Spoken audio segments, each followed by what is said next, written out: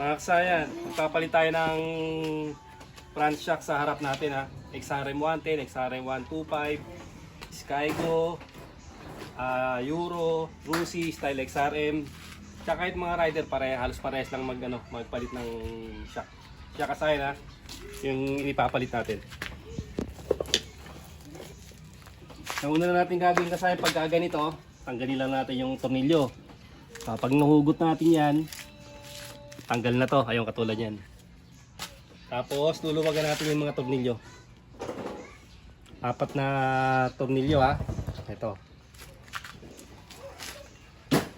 Pag nalawagan natin ang 4 na tornilyo, lagyan natin ng langis. Sa taas.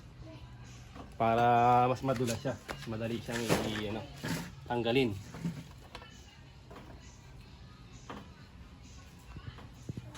So, baba. Ayan siya ha. Tapos alisin nyo lang yung mga ganito ha, katulad yan ha. Alisin nyo lang yung tornilyo. Kung meron pa sa kabila, ganun din. Kabilaan lang naman yan ha. Pwedeng isa-isa, pwedeng sabihin nyo ng hugutin. Napakadali lang naman yan i-timing. Ang pinaka-timing lang nito ay katulad nito. Sa taas na tayo magta-timing ha. Pag sinukat nyo to, hindi ng sukat ng kabila. Kailangan parehas lang sila ng sukat ha. Para balance yung natin, hindi mapudpud yung ating gulong, balance yung pagpudpud. Tapos pag maluwag na yung tornilyo, XRM mo natin kahit di nyo tanggalin yung ganito ha. Ito kasi nagpalit na tayo ng so, para mas madali nating alisin. Tapos tuwalan tayo dito ng ikutin nyo lang siya. Pagka ibig sabihin umiikot na siya, maluwag na yan. Ang kabila, ganun din. Tigtik pa, ikutin nyo lang siya pababa. Kahit pagsabay nyo yan, walang magiging problema. Yung iba, ginagawa isa-isa. Nagpit yung dulo nito kasi may duktong. Kinalawang na yung duktungan niya. Bale, ito yung stock. Ito siya, Ito, bali, mas mahaba. Ito yun. May extension lang to na 1. Ay, 2. Ayan ha. May extension lang siya kaya Pero ito, mas mahaba ito.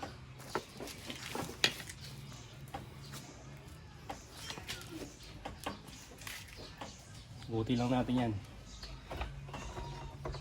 Kaya ganyan, maluwag na yung niya ha. Maluluwag na yung tornilyo.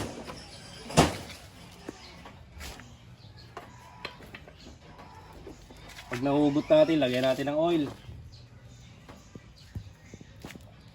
Dito hindi naman kayo magkakamali dito kasi ito yung lagay ng disc brake. Dito yan sa may sa kaliwa.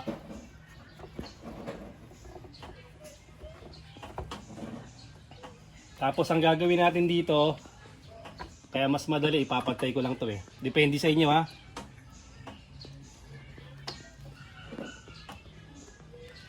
Ayan, tututok mo dito na may pinaka-tornilyoan.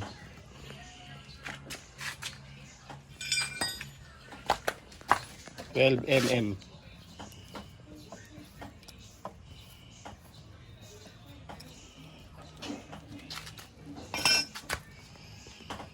Ayan siya, tingnan nyo ha.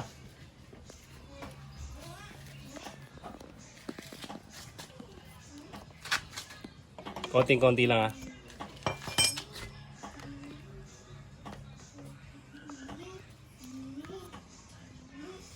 To konting-konti lang yung niya,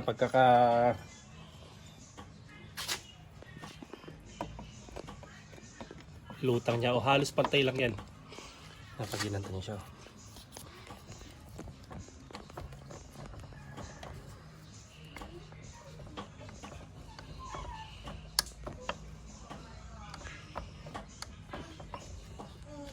Siya Tapos sa kabila, syempre ganun din. Ito naman napipihit to kaya madali lang yan. Para kumbaga sa hindi na kayo magpapa-favor. Kung wala kayong tools, bibili lang kayo ng tools. 12 saka G's lang, okay na.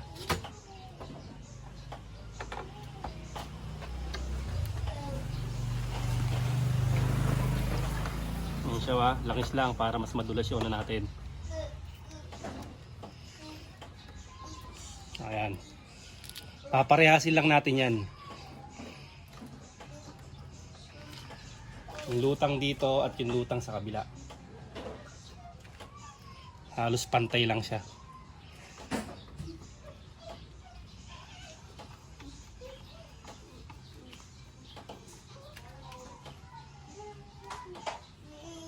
Siguraduhin nyo lang na pantay para mas maganda yung ano.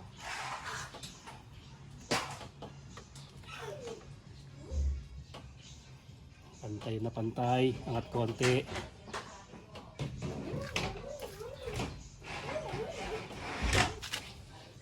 Okay. Yan.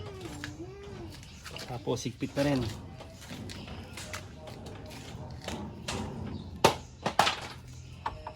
Para bumata ng uli yung ating XRM110. XRM110 to ha.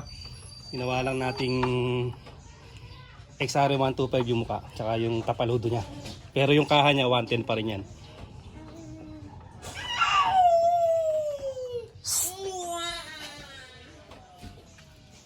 Sigpitan na rin natin ito sa harap. Ito pala yung ano ha. Yung pag ano natin.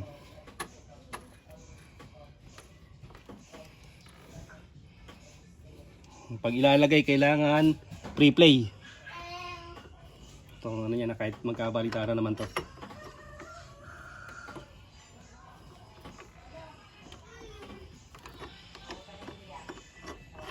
Dapat umiikot siya. Yan. Maluwag yung ano natin na dapat umiikot ha. Ano.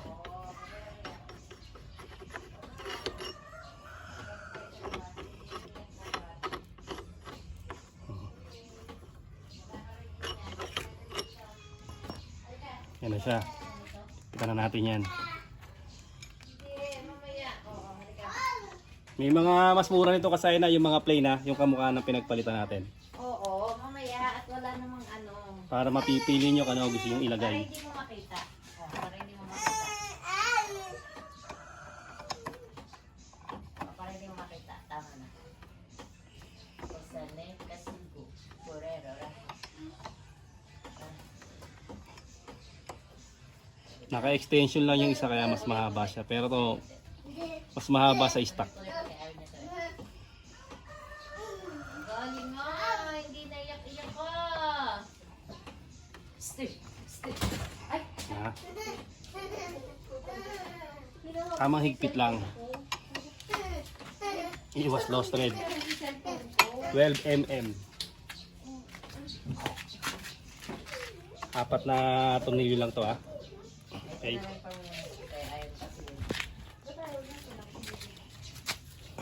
Tapos ito, dito siya nakaporma ha. Kailangan sakto yung ano natin ha. Sakto yung tornilyo natin. Tingnan natin kung swak na swak to.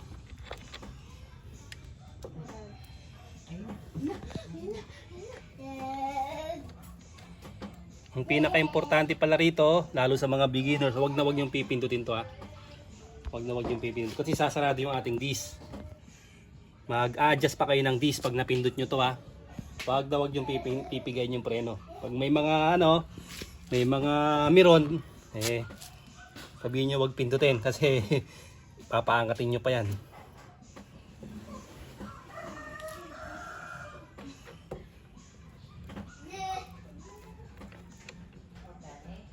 Ito importante, kailangan dito swak na swak. Mamaya kasi hindi siya swak na swak. Mag-aano pa tayo dyan.